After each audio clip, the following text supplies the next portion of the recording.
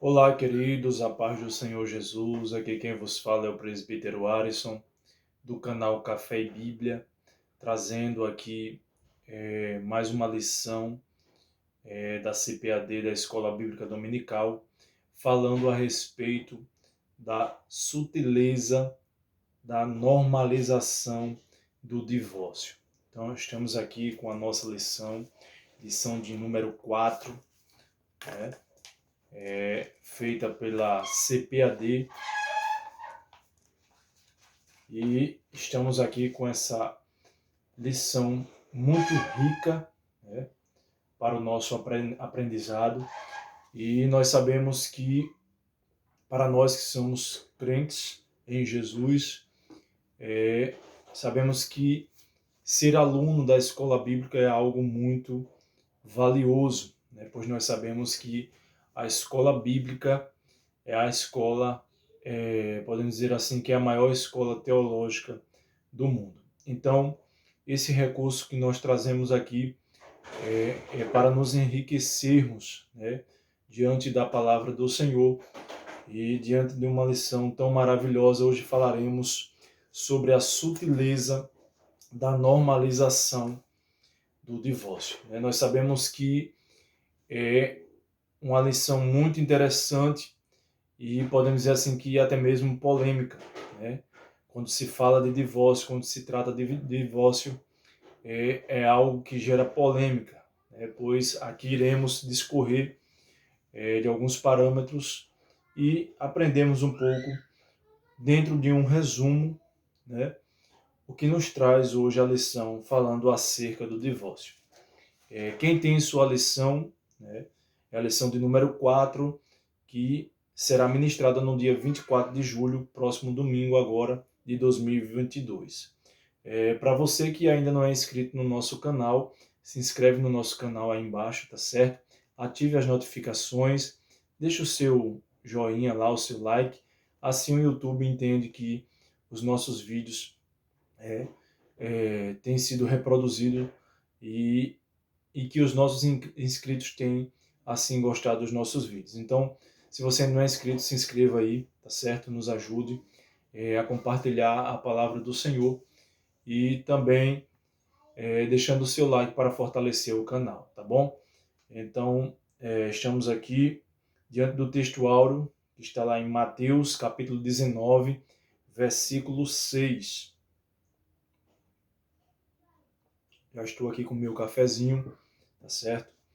E você também que não é inscrito no nosso canal lá no YouTube e também pelo Instagram, né, nós temos o Café e Bíblia, tá aqui, tá bom?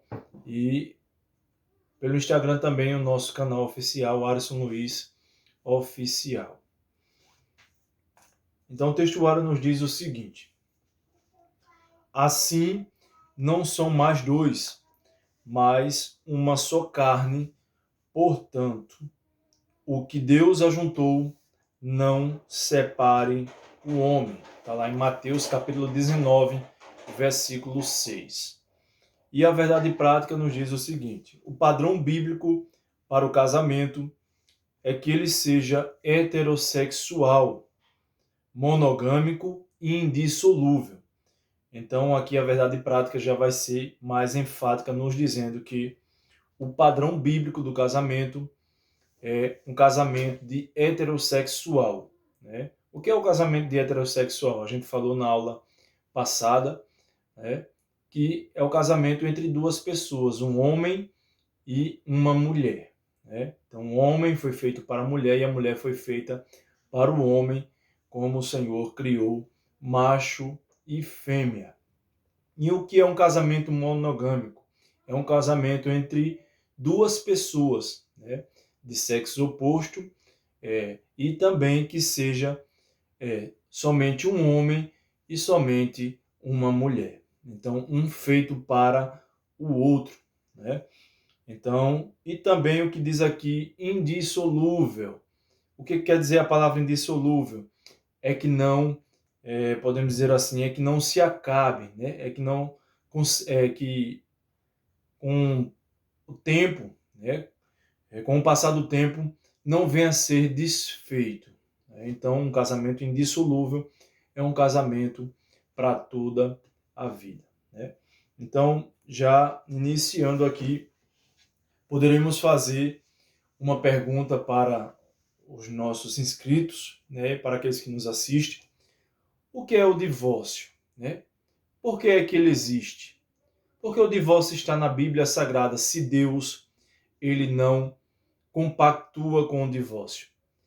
Dependendo de algumas situações, a gente vai ver aqui no Antigo Testamento que aqueles homens, né, o texto de Mateus também vai nos dizer que homens como os fariseus chegaram aos pés de Jesus, né, fazendo essa pergunta, porque Moisés tinha dado carta de repúdio, né, autorizando que aqueles homens se divorciassem. Então, a introdução já nos diz o seguinte, que o divórcio é entendido como um ato por meio do qual o casamento é dissolvido. Então, o divórcio é a dissolução absoluta da aliança conjugal. Quer dizer, se para Deus, como eu trouxe aqui no início da verdade prática, o casamento para Deus é algo indissolúvel. Então, o divórcio é algo contrário, é algo que existe uma dissolução, uma separação, né, uma ruptura entre uma aliança conjugal. Então, tendo aqui o seu resultado como a anulação de seus feitos civis. Então, dependendo aqui da cultura, né, dos pressupostos religiosos praticados e da motivação que levou à ruptura do casamento, a prática do divórcio pode permitir os cônjuges contrair um novo casamento ou não. Então, é aí onde gera, né, uma polêmica. Será que perante a Bíblia, perante, né, a palavra do Senhor, perante as Escrituras Sagradas, é possível se divorciar? Será que Deus vai compactuar, né, com esse tipo de decisão? Aqui nós veremos algumas situações onde aprenderemos o que é possível e o que não é possível. Diante a palavra, nós sabemos que só se pode se separar, né, o homem deixar sua mulher, a mulher deixar o homem, né, o seu cônjuge, a não ser que seja em situação de adultério ou até que a morte os separe. Mas aprenderemos aqui que no Antigo Testamento, pega a sua Bíblia no livro de Mateus, capítulo 19, versículo do 1 ao 9. Antes de entrarmos nesse texto, né, já explicando aqui para os irmãos que o significado da palavra divórcio no grego quer dizer apólio. Apólio significa divórcio, separação, ruptura. Então, o original, né, da palavra divórcio veio do grego chamado apólio, tá certo? Então, nós vemos aqui que no Antigo Testamento, em algumas situações, lá no livro de Deuteronômio, a gente depois vai entrar aqui em Deuteronômio capítulo 24, que o divórcio foi criado para minimizar o sofrimento naquela época. Então, os homens, né, criaram, não foi Deus que criou o divórcio, tá certo? Quero deixar bem claro aqui que Deus criou, né, o homem e a mulher, Deus uniu, né, em uma só carne, como diz a Bíblia Sagrada, para que os dois vivam em união e até que a morte os separe, até ou que haja alguma situação, né, algum acidente, podemos dizer assim, na trajetória, né, pois nós sabemos que às vezes nós vemos casos de divórcio aí, até mesmo dentro da igreja. Fora da igreja a gente vê que é algo comum, é algo corriqueiro.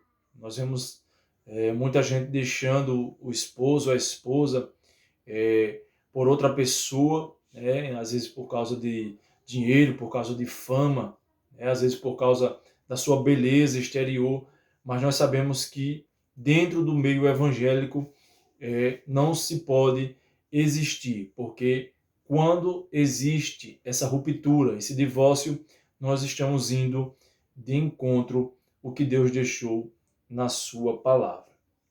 Então, pegando aqui essa introdução, falando sobre o divórcio, nós entendemos que o divórcio não é algo bom, né? Apesar que existem situações, né? Para cada caso, há um caso, né? Então, para cada situação, nós temos que analisarmos, né, a situação de cada vida, de cada família, como estão vivendo e qual a situação e por que veio se dar o divórcio. Mas entrando aqui, voltando para a nossa lição, Mateus capítulo 19, a partir do versículo 1, diz assim: E aconteceu que, concluindo Jesus estes discursos, saiu da Galiléia e dirigiu-se aos confins da Judéia, além do Jordão. E seguiram-no muitas gentes e curou-os ali. Então chegaram ao pé deles os fariseus. Quem eram os fariseus? Os fariseus eram aqueles homens conhecidos como doutores da lei.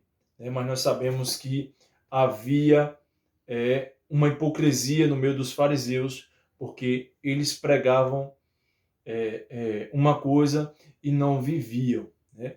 Eles falavam, né, a respeito das leis de Deus, né? Tinha toda aquela ritualidade, mas, enfim, eles eram hipócritas, pois eles não cumpriam verdadeiramente os mandamentos do Senhor. Então, quem chega para perguntar a Jesus e para interrogar Jesus? Justamente os fariseus. Então, eles querem aqui sempre pegar Jesus em uma contradição. Não sei se você lembra do caso da situação da mulher que foi apanhada em adultério. Eles ali também, os fariseus e os escribas, queriam pegar Jesus em contradição, mas Jesus respondeu à altura, mostrando para eles que Jesus era o mestre dos mestres, né, o rabi da Galileia, e que era conhecedor das leis. Então, entendendo aqui, nos diz o seguinte: é lícito ao homem repudiar a sua mulher por qualquer motivo? Olha a pergunta que ele faz para Jesus. Ele, porém, respondendo, disse-lhes: Não tendes lido que no princípio o Criador os fez macho e fêmea? E disse: Porventura, portanto, deixará o homem pai e mãe e se unirá à sua mulher. Quer dizer, Jesus estava trazendo aqui o Gênesis, né, para eles, dizendo: não tem lido no princípio. Quer dizer, os fariseus sabiam, eles entendiam das leis, mas aqui eles queriam pegar Jesus em contradição. Jesus diz para eles: não tendes lido que no princípio o Criador fez macho e fêmea, e que, portanto, deixará o homem, o pai e a mãe se unirá à sua mulher, e será dois em uma só carne? Assim não são mais dois, mas uma só carne. Portanto, o que Deus ajuntou, não separe o homem. Deus deixou bem claro: o que eu fiz, o que eu ajuntei, o que eu uni, não separe o homem. Deus aqui deixou bem claro que o divórcio é um mecanismo feito pelos homens e não por Deus. Versículo 7 diz assim: disseram-lhe eles, então, por que mandou Moisés dar-lhe carta de divórcio e repudiá-la? Disse-lhes ele, Moisés, por causa da dureza do vosso coração, vos permitiu repudiar vossa mulher, mas ao princípio não foi assim. Eu vos digo, porém, que qualquer que repudiar sua mulher, não sendo por causa da prostituição ou de prostituição, quer dizer, quando aqueles homens querem pegar Jesus em contradição, eles vão pegar como exemplo a situação aqui que Moisés, né, deu-lhe carta àqueles homens para permitir, né, que eles se divorciassem. Então, quando a palavra diz aqui, Moisés, por causa da dureza do vosso coração, vos permitiu repudiar vossa mulher, quer dizer, o problema aqui não estava em Deus. O problema aqui estava no homem. Por isso que Deus deixou bem claro: por causa da dureza do vosso coração. Mas, ao princípio, não foi assim. Então, quer dizer, Deus criou o homem e a mulher, quando Deus cria Adão e Eva, Deus criou para viverem para sempre juntos, né, em uma só carne. Depois que houve o pecado ali no Jardim do Éden, aí depois nasceu, né, os filhos, né, daquele matrimônio, daquele casal, e assim veio a procriação na terra, e depois veio chegar essa situação, né, que no Antigo Testamento, na época do Código de Hammurabi, alguns estudiosos vão dizer que o casamento era tipo feito um contrato, né?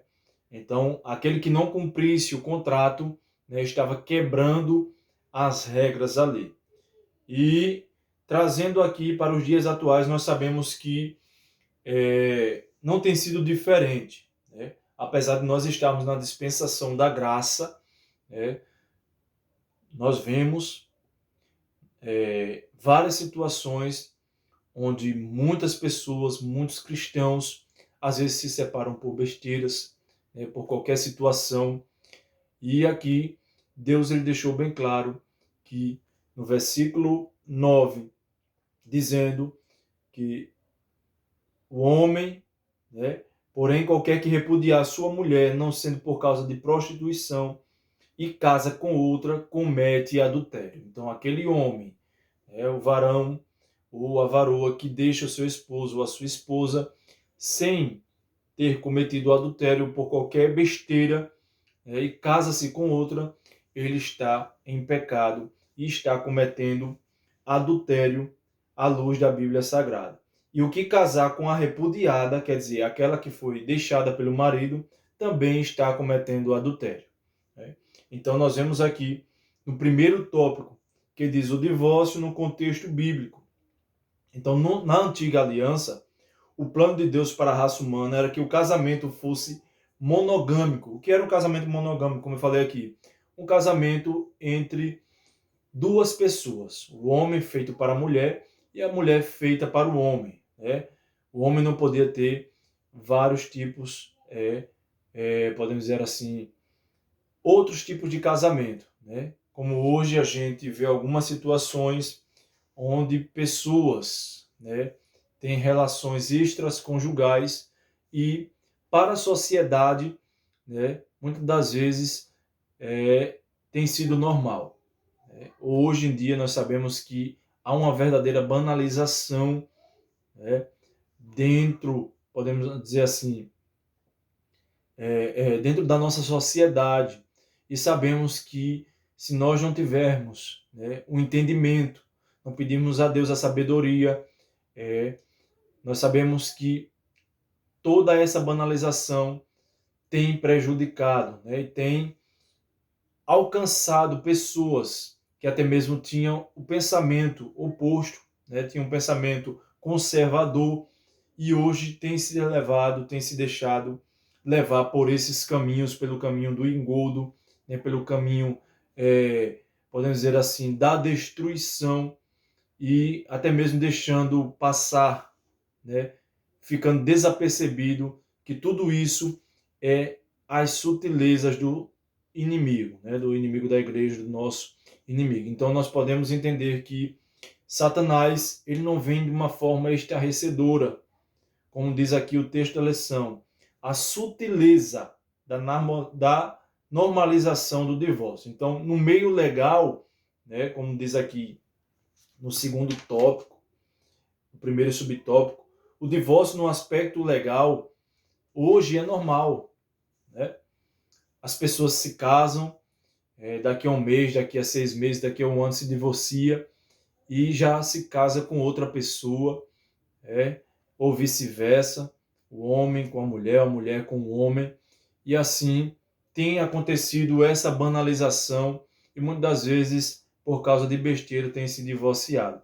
Então, quando acontece isso, o homem e a mulher fogem dos parâmetros divinos, fogem do que Deus deixou aqui para nós. Então nós vemos aqui também Deus traz um casamento vitalício. Que palavra significa, né? O que significa a palavra vitalício? Quer dizer, algo que é para sempre, né? Então, Deus ele constitui um casamento monogâmico, heterossexual e vitalício, né? Que seja para o resto da vida. Então, nós vemos aqui, continuando, o profeta Malaquias afirmou que Deus odeia o divórcio.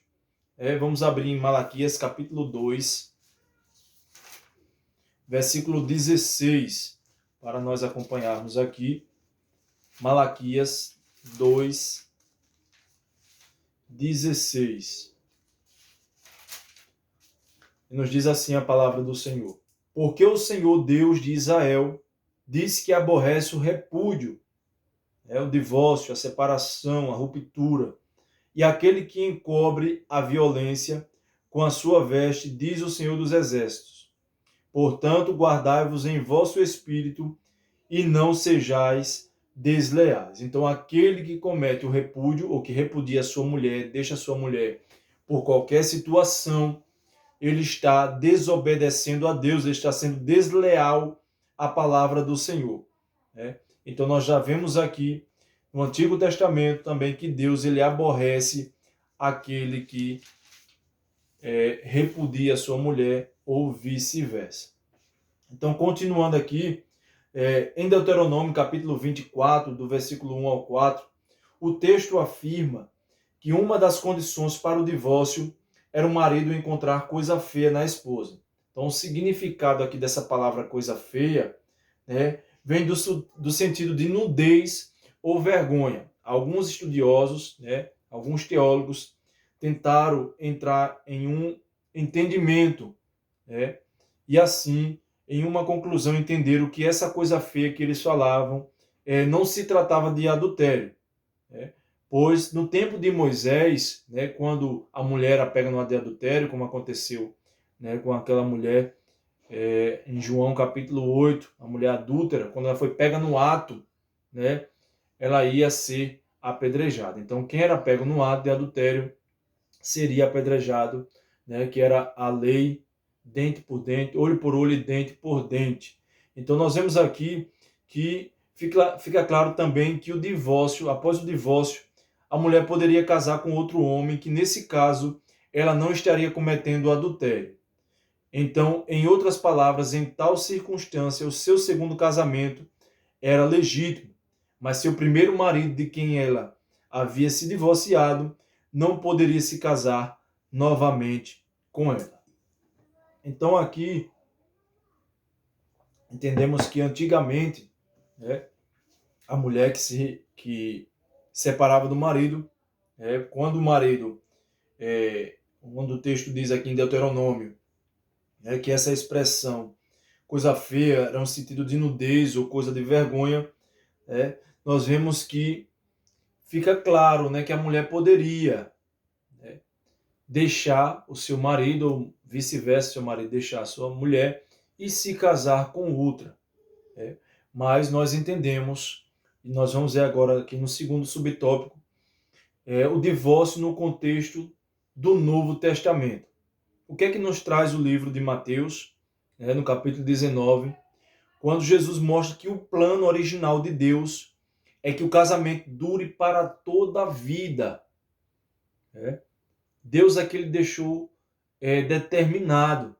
Quando nós lemos aqui o texto de Mateus, capítulo 19, do 1 ao 9, Deus ele já deixa bem claro que o homem, o seu plano original entre o homem e a mulher, é que eles vivam para toda a vida, pois eles são agora uma só carne. Então diz aqui que ele também rejeita todas as outras razões ou motivos dados pelos fariseus. Então, para justificar o fim do casamento, inclusive a coisa feia citada aqui na lei de Moisés, ou coisa indecente, de acordo com Jesus, o único motivo que justifica a separação, que é o divórcio, que está lá no grego apólio, como eu já falei aqui, é se um dos cônjuges praticou relações sexuais ilícitas, quer dizer, cometeu adultério.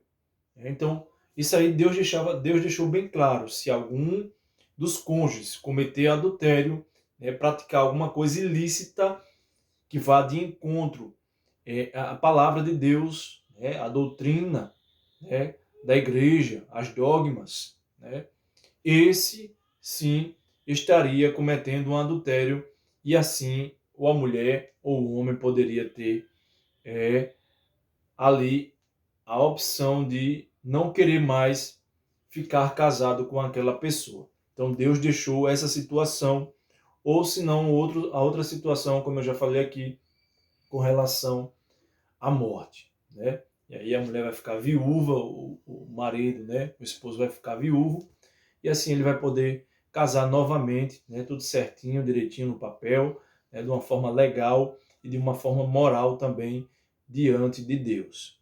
Então, já finalizando aqui, né? Falamos aqui sobre também a sutileza da normalização do divórcio no aspecto legal, né? Que hoje em dia tem sido tudo normalizado, tem sido tudo, podemos dizer assim, antes, né, tinha aquela preocupação acerca do divórcio, né?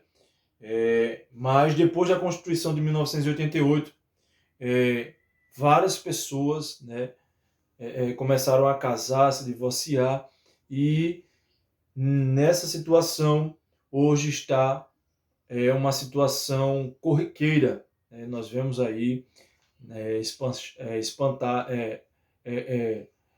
podemos dizer assim, na internet, né? Nas mídias sociais, na televisão, a gente vê fulano casou com cicrano, coisa de 1 mês, 6 meses, separa, já está namorando com outro, já está casando com outro, ou com outro, e assim sucessivamente. Então, já na situação moral, né, isso pesa muito, né? Pode ser que não pese para o mundo, né, para a vida mundana, mas nós que somos cristãos, como é que fica a moral do cristão? Já pensou, né? Um irmão, uma irmã, um obreiro, né, da casa do Senhor, tem ali, né, namora, noiva, casa, e agora por causa de besteira, por causa de algumas situações adversas, né, dependendo de cada situação, se separa, né, e agora já está namorando com outro, já está noivando, já está casando com outro, e repudiou a sua mulher ali, repudiou o seu esposo. Como é que vai ficar a sua moral diante da igreja e diante de Deus? Então, nós vemos aqui que o que tem mais acontecido, né, é o homem, é o esposo, a esposa, quando é um homem trocar a esposa por uma mulher mais jovem, ou quando é uma mulher, às vezes, trocar o esposo por um homem mais rico ou famoso, como diz aqui a lição. E nós vemos aqui que para o mundo isso aqui é normal, né? Para o mundo está tudo normalizado, mas para nós que somos cristãos, como é que ficaria a nossa moral? Né? Assim nós, sendo cristãos, estamos, podemos dizer assim, transgredindo, né, as leis de Deus, os estatutos da igreja do Senhor, né, na qual nós ali confessamos, né, diante de Deus e diante dos homens.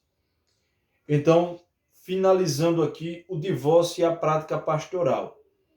Aqui, né, nesse último tópico, no terceiro tópico, vai falar da pessoa divorciada, né, que essa pessoa divorciada, dependendo do que aconteceu, essa pessoa também deve receber aconselhamento pastoral e também acompanhamento psicológico, pois a vida dessa pessoa não pode ser negligenciada. O divorciado como cristão. Outra coisa acerca de quem passou por um processo de divórcio diz respeito à sua condição de membro na igreja. Talvez esse seja um dos principais desafios pastorais da atualidade. Os pastores são desafiados dia a dia a tratar com essa questão. Então, os casos de divórcio se multiplicam. E as razões que os motivaram nem sempre são bíblicas. Cada situação deve ser analisada com cuidado, de forma que o divorciado não deixe de ser visto como alguém amada por Deus. Contudo, que esse amor não sirva de justificativa para anular a justiça de Deus que exige uma vida que se orienta por sua palavra. Então, quer dizer, o comentarista está deixando bem claro que todo divorciado ou que toda divorciada, né, que venha ter um acompanhamento pastoral, um acompanhamento psicológico, que a sua causa venha a ser tratada, né? Porque, como eu falei aqui, para cada caso há um caso, né? Existe N situações de divórcios, né?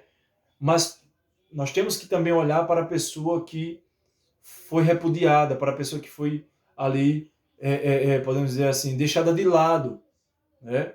Muitas vezes acontece no caso das mulheres, né? Quando o homem deixa a mulher, vai se casa com outra, vai morar com outra, e a mulher ali fica, às vezes, escanteada, fica, podemos dizer assim, em estado, podemos dizer assim, de isolamento, né? Muitas das vezes acontece isso, acaba às vezes entrando numa depressão. E nós, como os obreiros, né? Nós, como servos do Senhor, os pastores, todas as lideranças, nós temos que olhar com um olhar de amor, um olhar de ajuda, né? De compreensão, e tentar ajudar aquela pessoa, tratar aquela pessoa, para que aquela pessoa venha não se afastar dos caminhos do Senhor por causa de uma situação que foi adversa em sua vida, mas que aquela pessoa venha levantar a cabeça, dar a volta por cima e entender que Deus lhe ama, que Deus tem um propósito para a sua vida. Mas o escritor também deixa bem claro que não podemos deixar que isso seja justificativa, né, para estar transgredindo a lei do Senhor, para anular a justiça de Deus. Vai dizer aqui, contudo, que esse amor não sirva de justificativa, quer dizer, não é porque eu estou na dispensação da graça, não é porque eu estou na dispensação onde Deus ali amou o mundo, né, que deu seu Filho unigênito, mas nós sabemos que tem a justiça de Deus. Tudo que a gente planta, a gente vai colher um dia. Então nós sabemos que tem um lado bom e tem um lado ruim, né? Então, esses tipos de pessoas, né, no qual o comentarista quer dizer aqui, que pega o amor de Deus, a misericórdia do Senhor, para querer banalizar, né, a sua graça, para querer tomar isso aqui, não, mas porque Deus é amor, porque Deus me ama, eu tenho Deus na minha vida, eu vou fazer isso, vou fazer aquilo, não vai dar em nada. Também não é assim. Né? Uma coisa é você tratar as pessoas, né, que estão passando por uma situação difícil. Outra coisa é você olhar para uma pessoa que está sendo, podemos dizer assim, que está fazendo vista grossa, né, para as leis de Deus, dizendo que Deus é amor, dizendo que Deus lhe ama, que Deus não olha para suas transgressões, para os seus erros, né, que Deus já amou, já morreu, deu seu Filho unigênito para morrer na cruz, e assim eu já estou salvo, né? Que os meus pecados já foram perdoados, mas nós também temos que entender que Deus, ele também é justiça. E tudo que a gente planta, a gente vai colher um dia. Então, o comentarista está dizendo aqui que para aquelas pessoas que às vezes fazem as coisas de Deus, confunde Deus como se fosse, podemos dizer assim, querendo fazer Deus de brinquedo. E muitas das vezes nós vemos aí escandalizando o Evangelho, escandalizando a palavra do Senhor. E a palavra do Senhor nos diz que ai daquele que vem o escândalo. Que Deus nos guarde, que Deus nos proteja, debaixo das suas asas santa e protetora, e que Deus nos dê força, que Deus abençoe o nosso lar, a nossa família. E ao finalizar agora, neste momento, eu quero estar orando por você e pela vida da sua família, para que Deus continue abençoando e repreenda todo o mal e que a união a qual Deus fez, que homem nenhum não separe. Amém? Então, que Deus abençoe a todos vocês, no nosso canal. Se você tem gostado dos vídeos, não esquece de compartilhar, tá certo? Compartilha para os seus familiares, para aqueles que não estão podendo ir à escola bíblica dominical, né? Para aqueles que precisam de uma palavra, né? Pois a Bíblia diz que é o homem, né, por não examinar as Escrituras, pois testifica de salvação e vida eterna.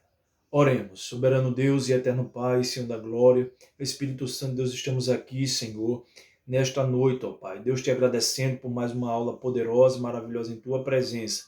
Meu Pai querido e amado, que essa aula, Senhor, venha surtir efeito aos corações, meu Deus, vidas que estão aí do outro lado, meu Pai querido, acompanhando, Senhor, esse estudo bíblico, ó Deus, acerca do divórcio.